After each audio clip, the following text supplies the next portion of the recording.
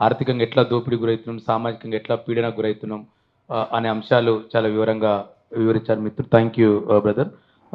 రెండోది, ఇప్పుడు తెలంగాణ ప్రభుత్వంకి వచ్చేసరికి ఎస్సీ సప్లాన్ ఎస్సీ ఎస్డిఎఫ్ కింద దాదాపు 33,000 కోట్లు కేటాయిస్తే, 33,124 కోట్లు కేటాయిస్తే రేపు మాపు మళ్ళీ బడ్జెట్ ఇయర్ రాబోతుంది. మార్చికి మళ్ళీ బడ్జెట్ ఇయర్ రాబోతుంది. ఖర్చు పెట్టింది చూస్తే కేవలం 9,894 కోట్లు మాత్రమే ఖర్చు పెట్టిన పరిస్థితి ఉంది.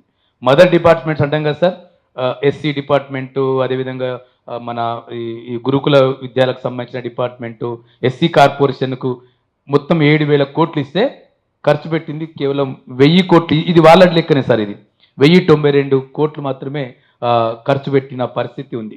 రెండోది, హడావుడిగా చెప్పారు, మేము ఎన్నికల్లో గెలిచిన తర్వాత అంబేద్కర్ అభయాస్తం తీసుకొస్తామని చెప్పారు. అంతకన్నా ముందు అప్పటి ప్రభుత్వం దళిత బంధు కింద మేము 10 లక్షలు ఇస్తే మేము 12 లక్షలు ఇస్తాం అని చెప్పింది. ఇప్పటికీ ఈ సంవత్సరం అయిపోయింది. వన్ రైజింగ్ అని ఏ గవర్నమెంట్ ఆఫీసులో పోయినా రైజింగా స్కేల్ అన్నది రైజింగ్ అని మొత్తం దేశంలోనే తెలంగాణ ప్రభుత్వం మొదటి వరుసలో ఉందని మేము రాత్రి తుకారంగేట్ పోలీస్ స్టేషన్కి పోతే ఆ పోలీస్ స్టేషన్లో బోర్డు వేసుకున్నాడు, వాడు పోలీస్ స్టేషన్ కూడా వేసుకున్నాడు sir, one rising in Telangana అని.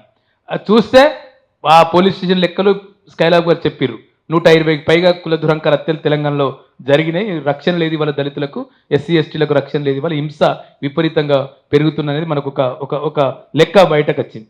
మొన్న పార్లమెంటరీ కమిటీ కూడా ఒక నివేదిక కూడా ఇచ్చింది, మొత్తం తెలంగాణ దేశవ్యాప్తంగా ఎస్సీ ఎస్టీల పైన అట్రాసిటీలు ఎట్లా పెరుగుతున్నాయని చెప్పి. ఇది ఒక బడ్జెట్ సంబంధించి. కేంద్ర బడ్జెట్ సప్లాన్ గురించి స్కైలాబ్ గారు చెప్పిండ్రు. ఎన్ఆర్జీఎస్ గురించి కూడా మాట్లాడిండ్రు. 86,000 కోట్లు గత 3 సంవత్సరాలుగా ఒకే లెక్క, ఒకటి అంకెలు, ఇక మారేది లేదు. ఇక మా ప్రసాద్ అన్న, మా వెంకటరామలన్న ఉన్నారు, దాని గురించి వివరంగా చెప్తారు. దానికి సంబంధించి కూడా ఉపాధి హామీకి సంబంధించి ఎటువంటిది ఎట్లా అన్యాయం చేస్తారు బడ్జెట్ లెక్కలకు సంబంధించి ఇట్లా నడుస్తున్న పరిస్థితి ఉంది.